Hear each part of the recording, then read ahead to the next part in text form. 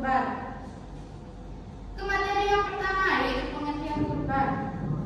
Kurban adalah ibadah yang dilakukan oleh umat muslim sebagai bentuk pengabdian kepada Allah Subhanahu wa taala.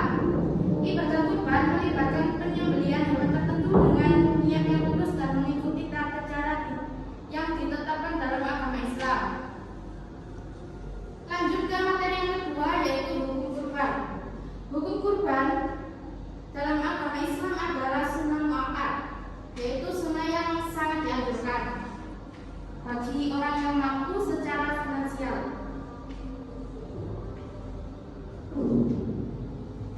Lanjut ke materi yang ketiga yaitu waktu dan tempat menyembelih hewan kurban. Nah, di sini ada berbagai waktu dan tempat. Yang pertama waktu menyembelih hewan kurban yaitu yang pertama pada hari pertama 10 Zulhijjah atau penyembelihan hewan kurban setelah salat Idul Adha. Yang kedua hari kedua dan ketiga 11 dan 12 Zulhijjah. Penyembelihan dilanjutkan pada hari-hari tasyrik.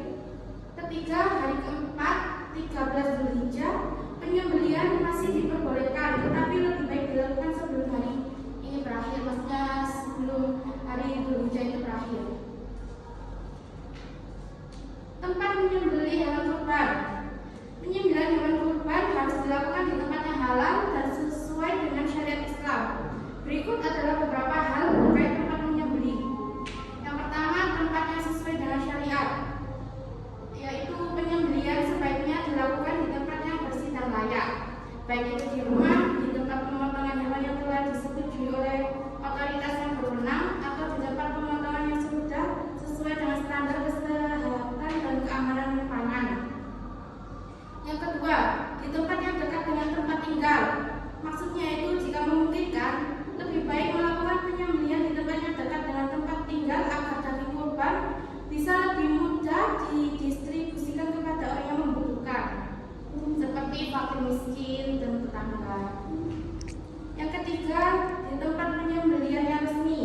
Nah, ini jika tidak memungkinkan untuk menyembelih di rumah, biasanya ada tempat untuk menyembelih hewan kurban yang dikelola oleh lembaga atau panitia Idul Adha yang sudah memiliki izin resmi. Yang keempat, ketentuan hewan kurban. Di sini ada beberapa ketentuan hewan kurban. Yang pertama, jenis hewan.